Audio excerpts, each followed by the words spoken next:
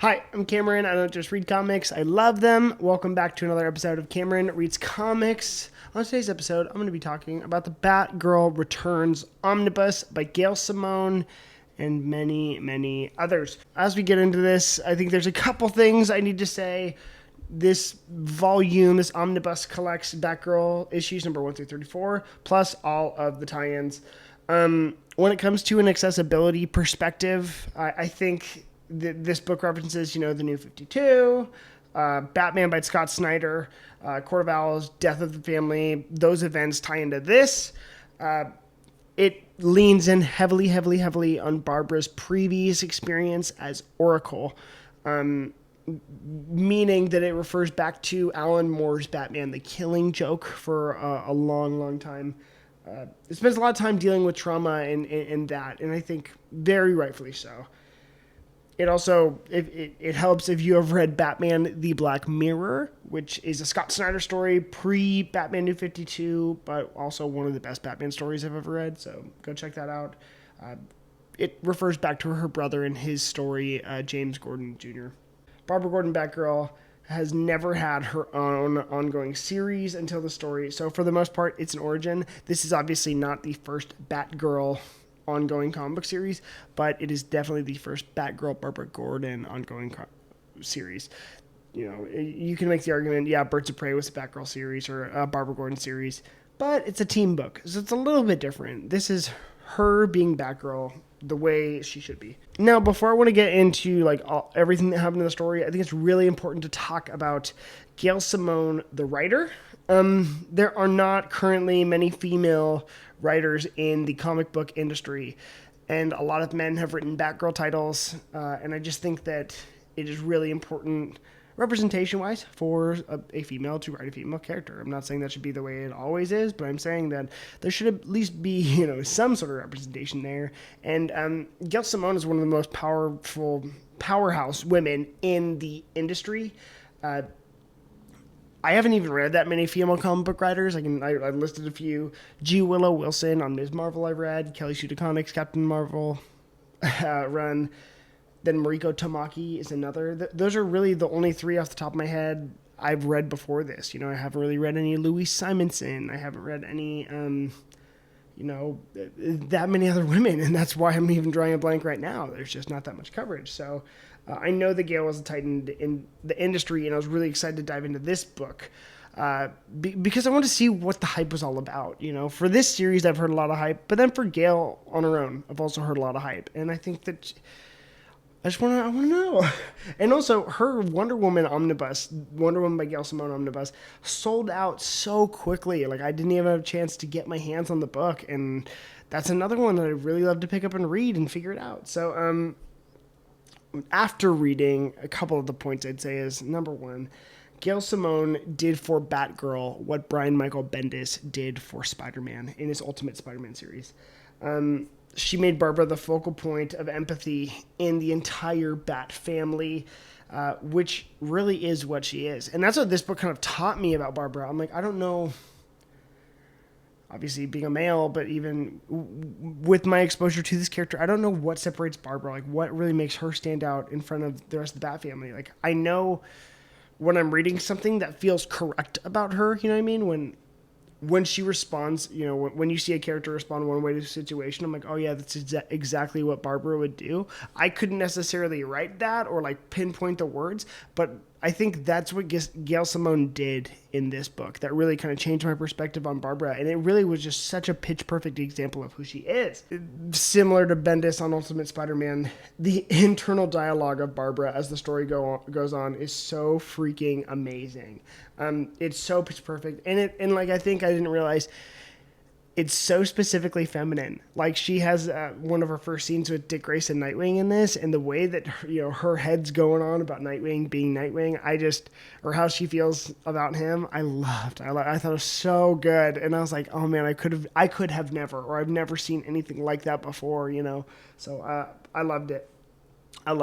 So for the villains in the story, it's the New 52, and DC was pitching a lot of brand new villains, and so for even Barbara herself, she doesn't quite have a rogues gallery. She is, for all intents and purposes, a like sidekick to Batman, and I just mean that as a supporting character to his larger narrative. So when she is her own, main character, she doesn't have quite a well of people that she's working for. So for the villains, I have one guy. The first 6-issue arc is a guy named Mirror. Don't have much to say about him. It was a really good arc. I think for me, the way I was reading that was more setting the tone of the entire series than how effective is this villain. Number 2, and I think the biggest villain that we see overarching the entire series is a villain named Nightfall, who is kind of like a upside down Batgirl Bruce Wayne kind of thing, where it's like she is seeking justice for Gotham with her means and is just murderizing. It's awesome, but it's crazy. It's just very, very, very good, very interesting. Next up, I'd say Silver is the next villain. He's a vampire. Yeah, not much to say about the villains. And this is the thing is, it's not that the villains were written poorly or anything. It's just like, the biggest impression made on me in this book was Batgirl herself. And I was just so compelled about what Barbara was up to and what she was doing and how her life was going as I read on. So I don't want to overlook anything, but I just want to be completely honest and be like, I was really into Batgirl. I was not into her villains as much. The next one is Joker. Joker is part of the other events happening in this series. But during her tie-in issues and during her one-on-one scenes of the Joker, she's kind of reliving her trauma of him, Joker, who, shot her in the spine and made her Oracle. He bound her to a wheelchair. In the New 52 continuity, they just say she was in a wheelchair for a little while, but before the New 52, she had lost use of her legs permanently. So them making that choice in this to go forward, to move that character forward, I think it was it was really interesting, and I really, really, really liked it. The next villain, who I thought was the most intriguing over all the villains, and I'm so glad this character was used, was James Gordon Jr. If you have ever read Batman Year One, which isn't context to this story, but I guess it's context to Black Mirror, Batman rescues Jim's son, which is James Gordon Jr. He didn't have a daughter yet. His wife's name was Barbara at the time. And in the comics, he was never really mentioned ever again. And it was just kind of shrugged off. But you find out that his son was evil. And James, and he becomes one of the overarching villains in this series too. And that whole dynamic and how that familial stuff plays out for Barbara is really interesting. Another villain is the Ventriloquist, and it's not like Scarface and the Ventriloquist. It's its own unique, brand new villain. And then the last one is Ragdoll, which is as terrifying as you think. And I think we've seen that villain before in a couple other mediums. I know he was in the Batman, the animated series, like the 2004, 2005 one. Now, going into the story, this book isn't only about Barbara Gordon or like the Bat family. It's about the supporting characters in Barbara's life. So I really liked it too because there were some characters we don't get to see enough of. And like, I'm realizing as I get more and more into Batman, I think Batman the character is not the thing that keeps me reading Batman anymore. I just really love his supporting cast. And that's why a book like this was just a revelation to me. And also, it's not just because it was a Batgirl book. It was because it was a Batgirl book that was so freaking good. And the older characters, we got Barbara's mom, who it's like, her mom comes back in this series. And it's like, where were you? Like, where have you been? What's this relationship like? And it's that awkward interpersonal dynamic going on. James Gordon Jr. is... brought back. I'm like, he's canon now in the comics, which is so cool. I'm like, how does that affect Barbara? Like, what's this familial dynamic we don't know anything about? There's and then finally, one of my favorite characters in all of comic books, Commissioner Gordon. If you know me, you know I love Commissioner Gordon. So what went on in this really helped me understand what's going on in the Bat books at the time. I think Commissioner Gordon himself and him and Barbara's relationship is something that's so like overlooked in comics. And like, does he know her secret identity? Does he care even if he does know? Like, how does her being this affect that? How does she live with herself, keeping secrets from her dad? You know what I mean? Like, all of that stuff is so compelling. and just how Barbara was able to like navigate that. It made for some really good drama and like a unique perspective in a Bat book that we really don't quite see because, we're looking at now two peripheral characters that are in the trenches in Batman's war on crime. And, neither of them or one of them doesn't know that the other one is as deep as they are in it, which I loved. And then there's some new characters. I guess most notably I wrote down Alicia U, who is Batgirl's roommate, who I think becomes a part of the Batgirl Burnside series. I read that first volume of the Batgirl Burnside years and years and years ago, so I couldn't even tell you what happens there. But I really liked that character. I really liked her in this. I think she's one of the first trans characters in DC Comics, which I thought was like just fine.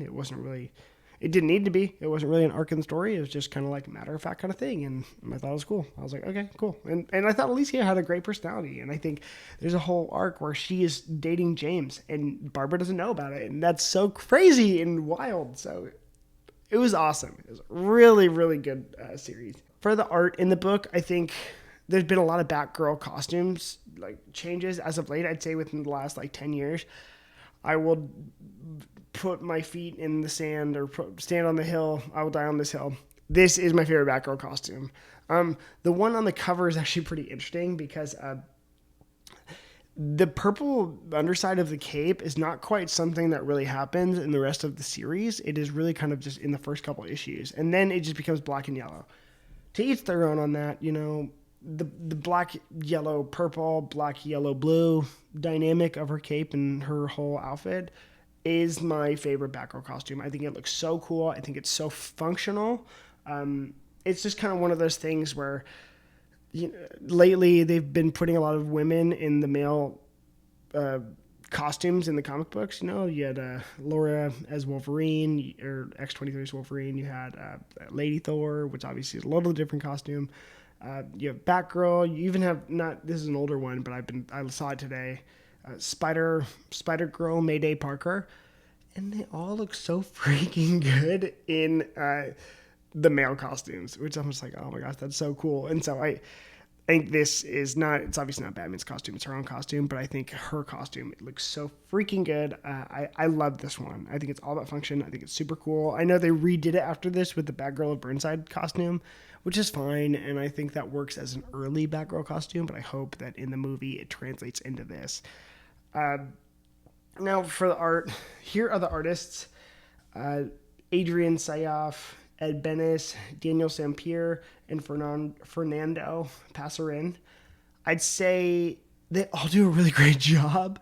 I can tell them apart, which is a little bit better. I can't tell Daniel and Fernando apart, but I think all of them did just a wonderful job in this series. I think the way that they showed Barbara moving, it's so weird because obviously each panel is kind of an individual picture, and what happens in between the panels is what comic books are. But I thought that, from the jump, this series was really solid on their art choices. I thought that the way they made the costumes look were really cool. I thought that the way that, they personalized Barbara in what was going on in the rest of the world was awesome, and it worked really, really, really well. So, huge fan of what, the artist did in this book. I think it's really awesome. I really liked Ed Benes too. I feel like I don't get to see as much of his artwork as I'd like, or at least I'm not reading the titles that he's on as much as I should be, apparently. So, loved his art. Thought it was really great. Loved all their art. I think Adrian Sayoff in the first arc was my absolute favorite. There's a big splash page at the beginning of the story of Batgirl just declaring that she's Batgirl, and it's like a beautiful splash page. And I remember reading on the jump from the first issue. I was like, oh, this is absolutely amazing. I was like, I knew I'm gonna like this series, and I knew that I felt that way at the very first issue, which just shows that Gail Simone rules, and I waited way too long to read anything she did. And then on top of that, I think it shows that, the artists rule too, because it takes two. Now, time for my rating. I am going to give this book a solid 9.5 out of 10. I don't think it dragged at all. I don't think it did anything wrong. I just think that sometimes the outer events affected some of this in ways they didn't need to, but that's not the fault of this book. It's just, that was a solid 9.5 out of 10. I think it's, for Batgirl and Bat Family fans, I think it's necessary reading. I'm kicking myself because I didn't start reading this sooner, so I hope you guys feel the same way, and I hope you pick it up sooner than I did, okay? Make sure to clap those like and subscribe buttons. Tell me what your favorite Batgirl arc is. Read this if you want to go see the Batgirl movie, and also go read Batman or Batgirl Year One by Chuck Dixon. I think this and that make for the perfect Batgirl stories. It is exactly who the character is, and it is awesome. So, my name's Cameron. I just read comics. I love them. I'll see you guys next time.